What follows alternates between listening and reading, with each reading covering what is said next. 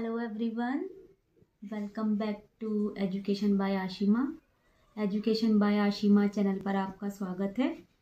तो आज हम करने जा रहे हैं हिंदी, और हिंदी का जो हमारा टॉपिक है वो होगा भाषा का परिचय।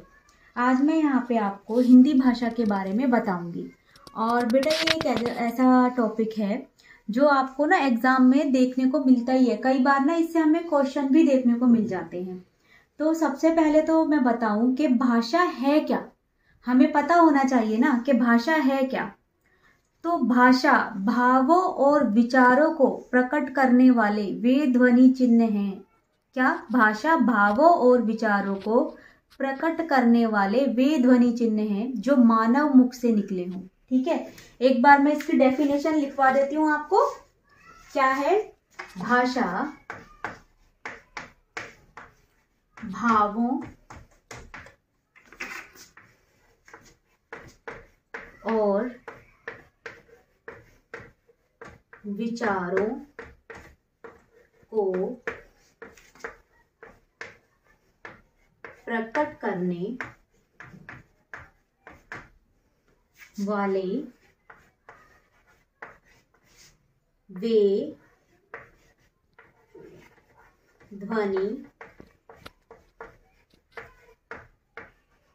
ध्वनि चिन्ह हैं जो मानव मुख से निकले हों। जैसा कि मैंने आपको बताया कि भाषा का परिचय, भाषा भावों और विचारों को प्रकट करने वाले वे ध्वनि चिन्ह हैं जो मानव मुख से निकले हों। भाषा सामर्थ्य साधन है। क्या है भाषा? मैं इसको मिटा रही हूं, आगे लिखना है मुझे।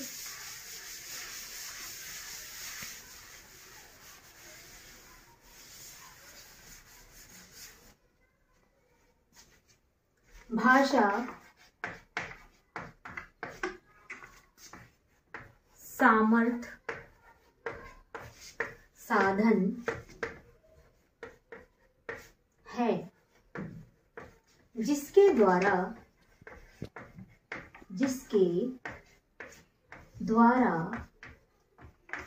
मनुष्य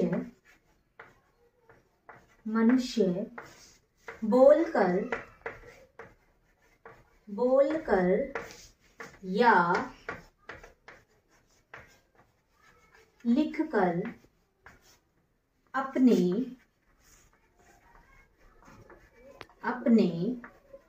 मन के भावों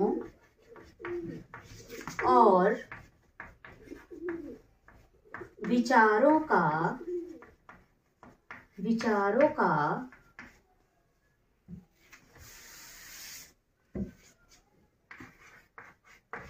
आदान प्रदान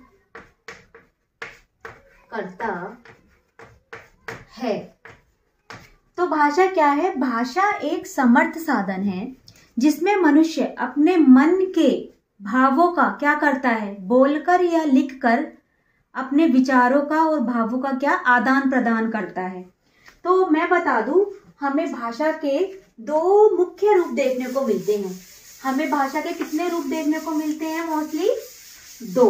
और वो कौन कौन से हैं? भाषा के रूप। भाषा को दो रूपों में अभिव्यक्त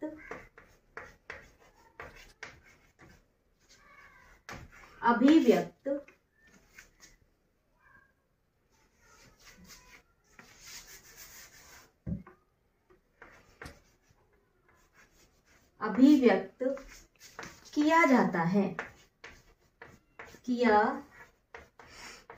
है। तो भाषा को कितने रूपों में अभिव्यक्त किया जाता है? दो रूपों में। और वो दो रूप कौन कौन से हैं?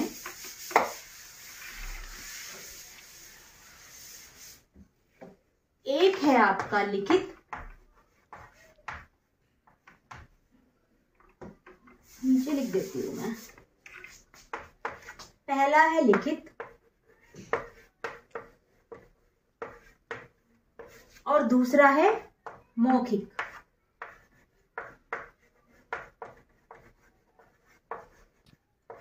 तो हमारी जो भाषा के रूप हैं वो कितने हैं? 2 हैं। कौन कौन से हैं? लिखित और मौखिक। मौखिक रूप जो है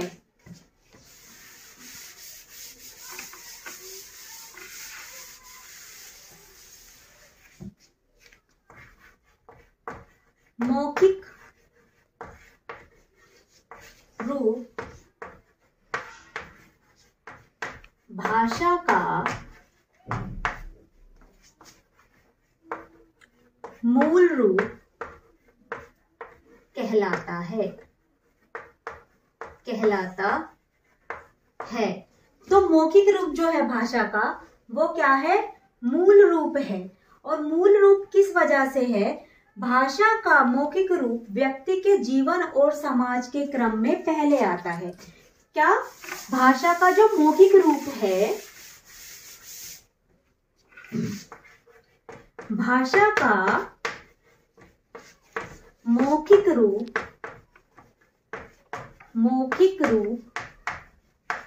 समाज में विकास के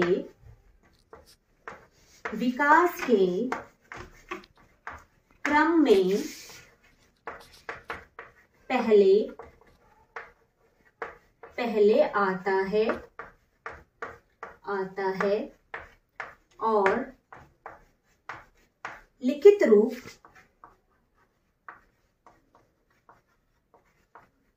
रूप बाद में।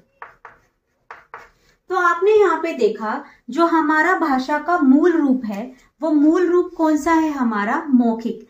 क्योंकि जो हमारा समाज है, समाज में जब हम एक दूसरे के साथ अपने विचारों और भावों का आदान प्रदान करते हैं तो वो हमारा मौखिक रूप ही होता है। ठीक है, तो इसलिए सबसे पहले विकास के क्रम में मौखिक रूप पहले आता है और लिखित रूप बाद में। और मौखिक रूप को हम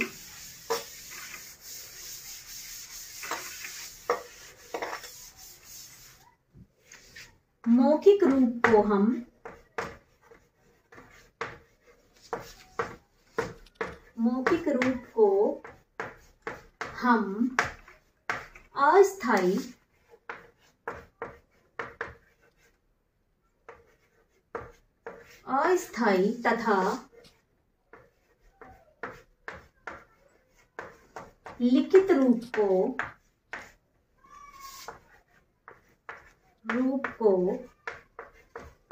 स्थायी कहते हैं। अब आप बोलोगे कि जो हमारा मौखिक रूप है वो अस्थायी कैसे और लिखित स्थायी कैसे है?